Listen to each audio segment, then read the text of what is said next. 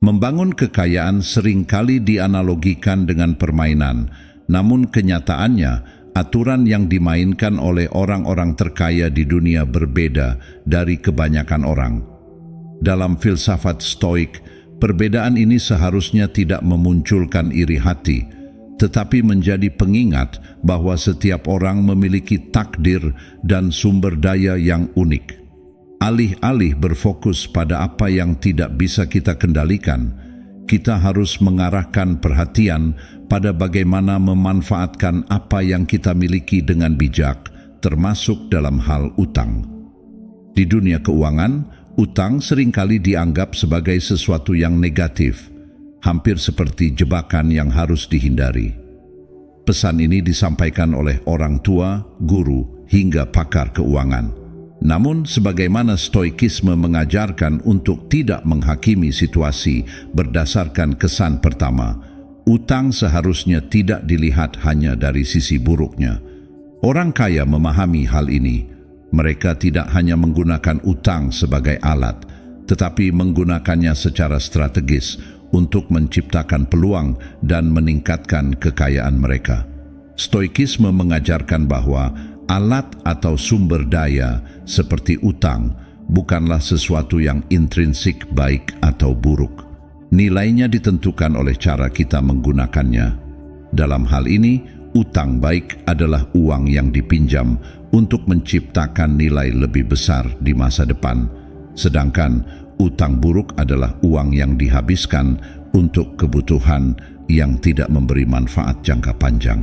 Memahami utang, alat atau beban.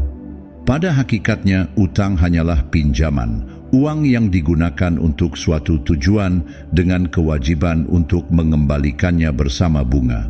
Apa yang membedakan hasil akhir utang adalah bagaimana kita menggunakannya. Dalam Stoikisme, prinsip kontrol sangat penting. Fokuslah pada tindakan Anda, bukan pada hasil yang tidak bisa diprediksi. Contoh utang buruk yang umum adalah penggunaan kartu kredit untuk membeli barang yang nilainya langsung berkurang, seperti pakaian mewah, gadget, atau liburan. Ini adalah contoh kebiasaan yang dipicu oleh dorongan hedonis, sesuatu yang sering diwaspadai oleh filsuf Stoik. Sebaliknya, utang baik melibatkan investasi pada sesuatu yang menghasilkan nilai lebih besar, seperti properti, pendidikan, atau bisnis. Strategi kekayaan yang dilandasi kebijaksanaan. Pertama, properti sebagai leverage. Investasi properti telah lama dikenal sebagai salah satu cara paling efektif untuk membangun kekayaan. Properti memiliki daya tarik khusus karena selain nilainya yang cenderung meningkat dari waktu ke waktu, properti juga dapat memberikan pendapatan pasif melalui sewa. Namun, untuk memanfaatkan potensi ini, banyak investor mengandalkan utang atau hipotek sebagai leverage, yaitu cara memanfaatkan modal kecil untuk mendapatkan aset besar. Dalam pandangan Stoik, leverage dapat menjadi alat yang berguna, tetapi juga berisiko jika tidak dikelola dengan baik. Pasar properti tidak selalu stabil. Fluktuasi harga, perubahan kebijakan pemerintah, hingga bencana alam adalah faktor eksternal yang tidak bisa kita kendalikan. Oleh karena itu, Stoikisme mengajarkan pentingnya mengelola risiko dengan penuh perhitungan. Investor yang bijak tidak hanya mengandalkan optimisme terhadap kenaikan nilai properti, tetapi juga mempersiapkan rencana cadangan untuk menghadapi potensi penurunan. Selain itu, Stoikisme mengingatkan kita untuk tidak terjebak pada keserakahan. Memiliki lebih banyak properti tidak selalu berarti lebih banyak kebahagiaan. Properti adalah alat untuk mencapai tujuan, bukan tujuan itu sendiri. Dengan pendekatan ini, kita dapat menjalankan investasi properti dengan tenang, tanpa tekanan emosional yang berlebihan. Kedua, pendidikan sebagai investasi jangka panjang. Pendidikan sering disebut sebagai investasi terbaik dalam hidup, tetapi ini hanya berlaku jika pendidikan tersebut dipilih dengan bijak. Banyak orang mengambil pinjaman mahasiswa untuk mendanai program studi tanpa memikirkan prospek karir yang jelas. Akibatnya, mereka terjebak dalam utang yang sulit dilunasi tanpa manfaat nyata. Namun, jika digunakan untuk memperoleh keterampilan yang relevan dengan kebutuhan pasar kerja, utang ini dapat menjadi investasi yang sangat berharga. Stoikisme mengajarkan pentingnya ilmu dan kebijaksanaan sebagai dasar kehidupan yang baik. Pendidikan dalam pandangan Stoik bukanlah sekadar alat untuk mencapai kekayaan material, tetapi juga cara untuk meningkatkan diri. Orang yang terdidik dapat berpikir lebih kritis, membuat keputusan yang lebih baik, dan berkontribusi pada masyarakat dengan cara yang berarti. Namun, Stoikisme juga mengingatkan kita untuk tidak mencari pendidikan demi status sosial atau gengsi.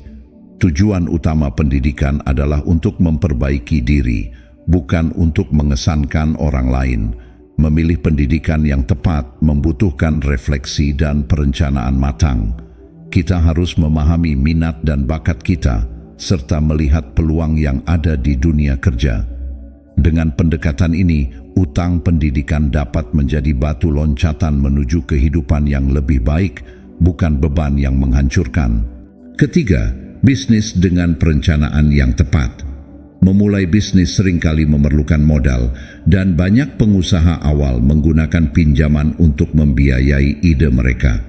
Dalam konteks ini, utang dapat menjadi alat yang luar biasa jika digunakan dengan bijak. Namun, seperti yang diajarkan Stoikisme, setiap langkah harus diambil dengan hati-hati dan penuh perhitungan. Tidak ada jaminan bahwa sebuah bisnis akan berhasil, dan kegagalan seringkali merupakan bagian dari perjalanan tersebut. Stoikisme mengajarkan bahwa kita tidak dapat mengendalikan hasil akhir, tetapi kita dapat mengendalikan usaha kita. Oleh karena itu, pengusaha yang bijak akan membuat rencana yang matang sebelum mengambil pinjaman. Mereka akan melakukan riset pasar, membuat proyeksi keuangan, dan mempersiapkan strategi untuk menghadapi kemungkinan terburuk. Jika bisnis mereka gagal, mereka tidak akan terjebak dalam rasa penyesalan yang berlebihan, melainkan melihatnya sebagai pelajaran berharga untuk masa depan. Bisnis adalah jalan yang penuh tantangan, tetapi juga penuh peluang. Dengan pendekatan Stoik, kita dapat menghadapi tantangan ini dengan ketenangan dan ketangguhan, tanpa terjebak dalam ketakutan atau keserakahan. Keempat, arbitrase investasi. Arbitrase investasi adalah strategi di mana seseorang meminjam uang dengan bunga rendah untuk diinvestasikan dalam aset yang memberikan pengembalian lebih tinggi. Strategi ini sering digunakan oleh investor yang cerdas untuk meningkatkan kekayaan mereka secara signifikan. Namun, seperti semua strategi keuangan, arbitrase investasi melibatkan risiko yang tidak kecil. Stoikisme mengajarkan pentingnya menjaga keseimbangan emosi, terutama dalam situasi yang melibatkan risiko tinggi. Dalam arbitrase investasi, ada godaan untuk terlalu optimis terhadap potensi keuntungan atau sebaliknya, terlalu takut akan kerugian. Kedua sikap ini dapat merusak pengambilan keputusan. Investor Stoik akan bertindak berdasarkan logika dan data, bukan berdasarkan emosi. Selain itu, Stoikisme mengingatkan kita bahwa kekayaan material hanyalah preferensi indifference. Artinya, meskipun kita mungkin menginginkan kekayaan, kekayaan tersebut tidak seharusnya menjadi pusat kehidupan kita. Apapun hasil dari investasi kita, yang terpenting adalah bagaimana kita menjalani prosesnya dengan kebajikan dan kebijaksanaan. Kelima, hidup di bawah pajak melalui utang. Orang kaya sering menggunakan utang sebagai cara untuk mendanai gaya hidup mereka tanpa harus membayar pajak yang tinggi. Mereka meminjam uang dengan jaminan aset mereka, sehingga pendapatan ini tidak dianggap sebagai penghasilan kena pajak. Ini adalah strategi yang cerdas, tetapi Stoikisme mengajarkan bahwa kita harus tetap berhati-hati agar tidak terjebak dalam pengejaran kemewahan. Dalam Stoikisme, kekayaan tidak dilihat sebagai tujuan akhir, tetapi sebagai alat untuk menjalani kehidupan yang lebih baik. Menggunakan utang untuk menghindari pajak mungkin efektif secara finansial, tetapi kita harus memastikan bahwa tindakan kita tetap sejalan dengan nilai-nilai kebajikan. Hidup sederhana, terlepas dari berapa banyak uang yang kita miliki, adalah prinsip yang diajarkan oleh para filsuf Stoik seperti Seneca dan Epictetus. Dengan memanfaatkan utang secara bijak, kita dapat menciptakan kehidupan yang nyaman tanpa melupakan nilai-nilai utama yang seharusnya menjadi panduan hidup kita. Pada akhirnya, kebahagiaan sejati tidak berasal dari jumlah uang yang kita miliki, tetapi dari bagaimana kita hidup dengan kebajikan dan rasa syukur.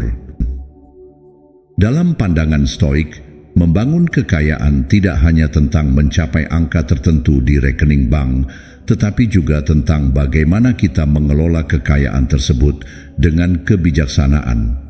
Utang, seperti semua alat, memiliki potensi baik dan buruk. Apa yang membedakan hasilnya adalah apakah kita bertindak dengan niat dan pemahaman yang benar.